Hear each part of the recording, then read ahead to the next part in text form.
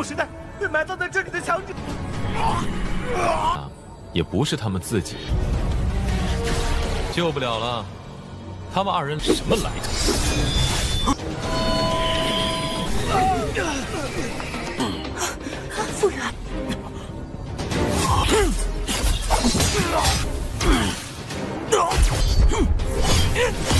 杀去！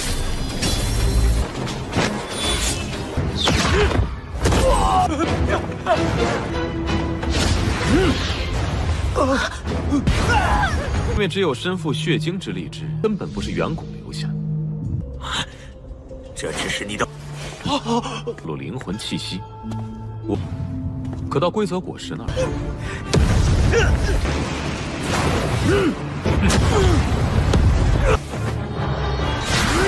交给我。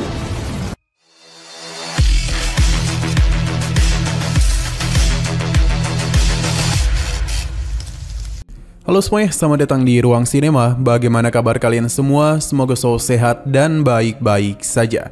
Sesuai jadwal, jadi pada hari ini kita akan kembali melanjutkan series Donghua Martial Master episode terbaru, yang mana ini adalah episode yang ke-563. Bagi yang mau bergabung dengan series ini, kita sudah sediakan playlistnya. Jadi kalian bisa dengan mudah mencari di mana episode awal dari series ini.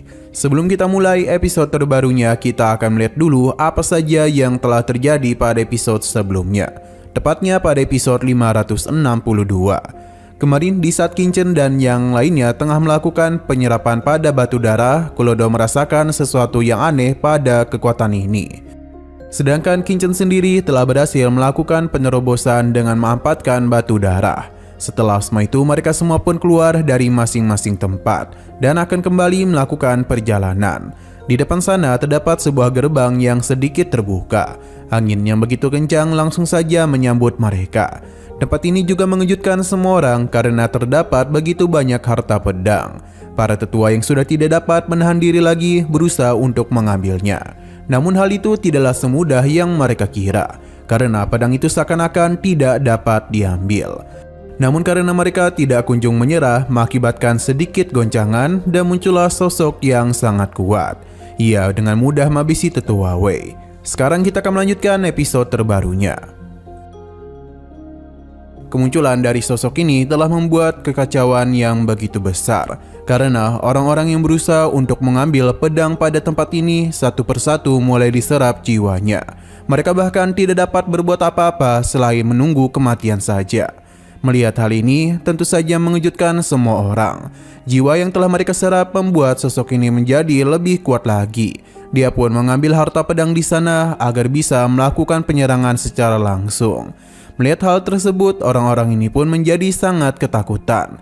Berbeda dengan Qingchen yang terlihat begitu santai, dan Denny sepertinya sudah tahu mereka siapa. Sedangkan tetua Sang Uji segera bertindak untuk dapat melindungi semua orang. Mereka juga mulai berpikir kalau orang-orang ini merupakan sosok kuat yang telah dimakamkan pada zaman dahulu. Sepertinya mereka telah masuk ke tempat yang salah. Ada juga yang berpikir kalau hal ini tidaklah mungkin terjadi, karena bagaimana bisa sosok yang telah lama mati selama puluhan ribu tahun bangkit begitu saja. Tapi karena semua sudah seperti ini, maka mereka pun berencana untuk melakukan penyelamatan kepada Penetua Yu dan Penetua Wei. Terlihat dengan begitu jelas kalau kedua tetua ini masih terus berjuang agar jiwa mereka tidak termakan. Hanya saja bagi Qingchen semua ini sudah terlambat. Jikapun mereka bisa melepaskan kedua tetua dari sosok tersebut, maka hal itu sama saja dengan meledakkan diri mereka. Dengan begini, tidak ada lagi yang bisa mereka lakukan. 这根本有违古时代被埋葬在这里的强者，也不是他们自己，救不了了。他们二人。 Sang Uji tidak menduga Qingchen dapat mengetahui hal itu. Sedangkan Qingchen sendiri mulai menduga kalau Sang Uji seperti yang mengenali orang-orang berbaju hitam ini. Walaupun begitu, tetua Sang Uji masihlah belum mengaku. Qingchen pun mencoba masuk ke dalam permainannya agar bisa memaksa Sang Uji mengakui perbuatannya. Ia mengatakan kalau dia ini mencurigai seseorang yang bertugas untuk bisa membuka makam. Sang Uji pun semakin terpojok saja, ditambah Qingchen mulai mengeluarkan pedang dan meminta tetua Sang Uji untuk tidak berbohong lagi. Qin-Chen ingin melihat sosok berbaju hitam itu berasal dari apa. Sebuah serangan langsung saja dia arahkan kepada mereka, di mana serangan ini pun menciptakan sebuah ledakan besar. Tapi semua ini masihlah belum cukup untuk menumbangkan mereka. Seakan-akan tubuh mereka ini pulih dalam waktu yang cepat. Sosok ini pun mulai marah dan mengeluarkan ledakan kekuatan yang begitu besar.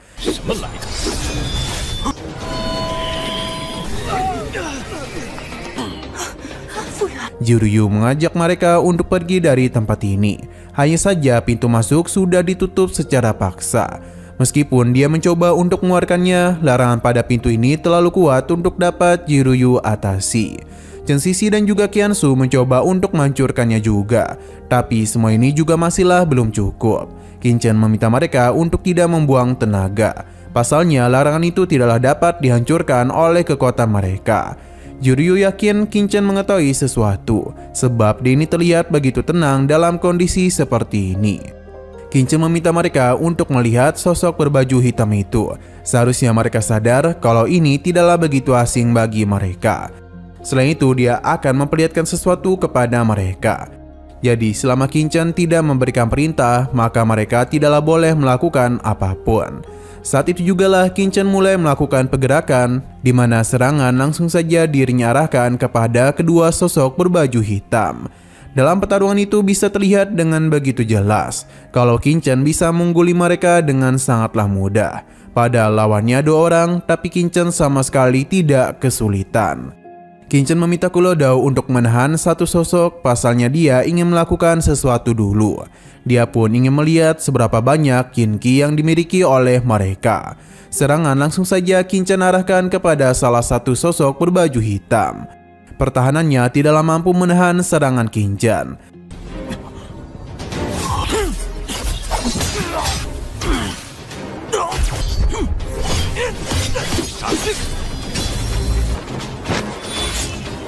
Melihat hal itu, orang-orang pun berpikir kalau ini adalah kesempatan untuk dapat melakukan serangan balik. Karena ulah Qin-Chen, Penetua Yu dan Penetua Wei berhasil terbebas juga. Mereka mengeluarkan kekuatan yang begitu besar dan berhasil juga mengambil harta pedang di sana untuk bisa melakukan serangan balik. Dengan begitu, kedua sosok tadi pun telah berhasil mereka habisi. Kini kedua penetua berencana untuk memberikan bantuan kepada Qin-Chen. Begitu pula dengan Sang Uji yang sejak tadi hanya diam saja. Akan tetapi di saat para gadisnya ingin membantu, Qin-Chen menghentikan mereka. Pasalnya dia tahu ada yang tidak beres. Bahkan Kulodao juga Qin-Chen tarik mundur supaya tidak membantu para tetua. Yang mana kini mereka telah melakukan pengepungan kepada dua sosok tersebut. Sedangkan para murid merasa senang karena mereka meyakini kalau ini adalah kemenangan mereka. Hanya saja semua itu seketika saja berubah, sebab para tetua dan juga kedua sosok ini melakukan pergerakan untuk dapat menghabisi Qin-Chen. Yang tentu saja hal ini membuat Jiryu sangat terkejut. Serangan langsung saja mereka arahkan kepada Qin-Chen. Namun seluruh serangan pedang yang mereka arahkan dengan mudah dihadapi oleh Qin-Chen. Kini para tetua sudah tidak lagi berpura-pura dan mulai menunjukkan niat asli mereka sebenarnya.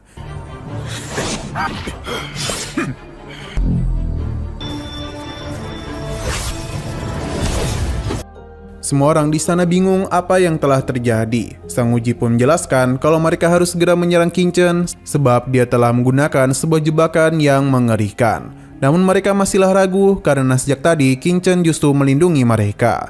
Qin-Chen menjelaskan kalau ras asing telah memasuki tubuh Sang Uji dan alasan mengapa mereka dibawa kemari adalah rencana yang dia ciptakan. Qin-Chen meminta mereka untuk berlindung kepadanya jika tidak ingin mati. Hal itu pun membuat orang-orang di sana bingung harus mengambil keputusan apa. Tidak ingin melihat mereka membantu Qin-Chen, jadi Sang Uji langsung saja melakukan penyerangan kepada tetuanya sendiri dan langsung saja menghabisinya. Hal itu juga terjadi ke beberapa orang lainnya, yang akhirnya ini pun membuat mereka sadar kalau apa yang Qin-Chen katakan memang benar. Namun hanya ada beberapa orang saja yang selamat karena tidak sempat berlindung di belakang Qin-Chen.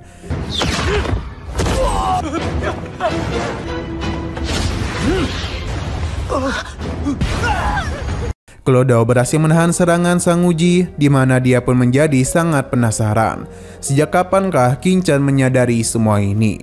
Qin Chen yakin kalau dia menganggap rencananya berjalan dengan lancar tanpa membuat kesalahan apapun. Padahal ada begitu banyak kesalahan yang telah dia buat. Seperti di tempat 10 pilar, alih-alih melakukan pemeriksaan dulu, Sang Uji langsung bertindak seakan-akan mengetahui begitu banyak informasi. Padahal untuk membuka gerbang di sana dibutuhkan atribut yang berbeda. Sejak itulah Qin Chen mulai mencurigainya. Pada awalnya Qin Chen memang belum yakin, tapi kesalahan kembali Sang Uji lakukan. Dia sendiri malah melanggar batasan dari ras asing. Padahal larangan pada tempat ini sudah jelas tertulis. Terlebih lagi, Sang Uji rela memberikan 200 juta secara cuma-cuma kepada kedua tetua, yang membuat Sang Uji semakin mencurigakan. Apa yang Qin Chen duga memang benar terjadi. Namun Sang Uji masihlah belum mengakui karena semua ini tidak menunjukkan kalau dia adalah ras asing. Qin Chen mulai menyinggung tentang sutradara sebelumnya, di mana hal itulah yang membuat dirinya semakin yakin. Karena dia merasa kalau batu darah itu sepertinya ditinggalkan secara sengaja oleh seseorang, padahal tempat ini sudah lama tertutup. Sang Uji memanfaatkan hal itu agar mereka menyerap kekuatan meridian darah. Dengan begitulah dirinya bisa memasuki tubuh mereka dengan mudah. Selain itu, napas jiwa juga tidak akan terlalu berbeda dari pemilik tubuh aslinya. Semua dugaan yang Qin Chen katakan memang benar adanya.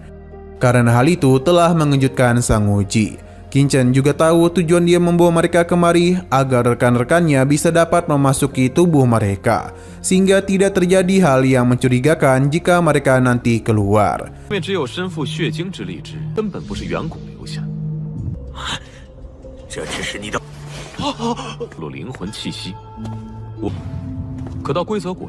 Qiansu pun penasaran siapakah mereka yang sebenarnya.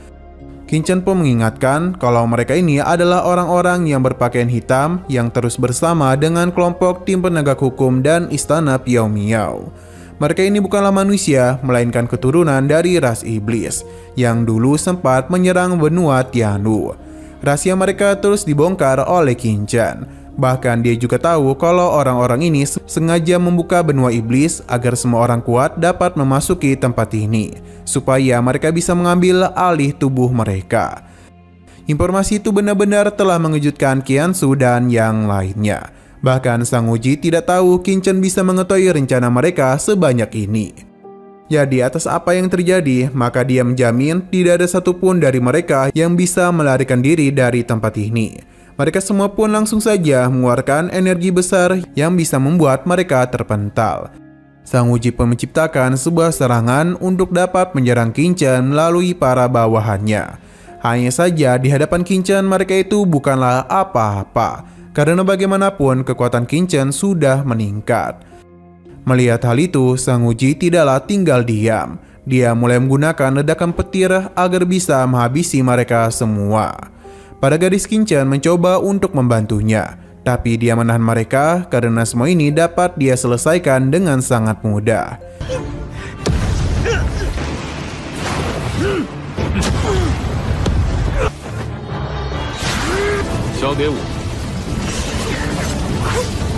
Qin Chen pun mengeluarkan pedangnya dan langsung saja melakukan pertarungan dengan Sang Uji. Dalam pertarungan itu terlihat dengan begitu jelas kalau serangannya tidaklah mampu menembus pertahanan yang Qin Chen bentuk. Dia pun begitu kesal karena sejak awal Qin Chen sudah mengenali dirinya. Namun Qin Chen sengaja memasuki tempat ini, yang mana hal itu seakan-akan telah meremehkan dirinya. Ia pun berjanji akan membuat Qin Chen sadar kalau keputusannya untuk bertarung dengan dirinya merupakan kesalahan besar.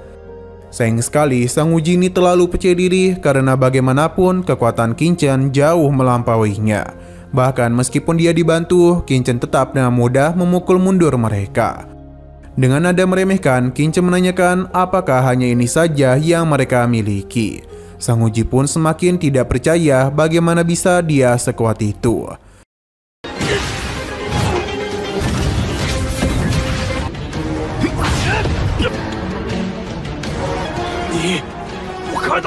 Nah, sayang sekali lagi suruh-suruhnya, episodenya pun harus bersambung dulu. Namun sebelum kita akhiri, seperti biasa kita akan melihat preview bagian selanjutnya, di mana pertarungan tentu saja masihlah terjadi. Hanya saja seberapa keras pun Sang Uji mencoba menghabisinya, semua serangan itu dan mudah Qin-Chen hancurkan. Dia merasa kekuatan orang-orang ini tidaklah sekuat apa yang dia bayangkan. Hal itu pun membuat Sang Uji marah dan meminta para bawahannya untuk mengerahkan seluruh kemampuan yang mereka miliki.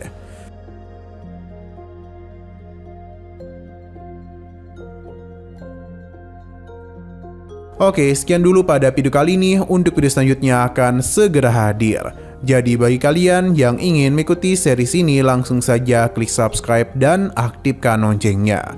Terima kasih yang sudah menonton video sampai habis. Jika kalian suka pada video ini, klik like dan share ke teman-teman kalian tentang channel ini. Dan ditunggu aja kelanjutannya. Oke, sampai jumpa di video selanjutnya.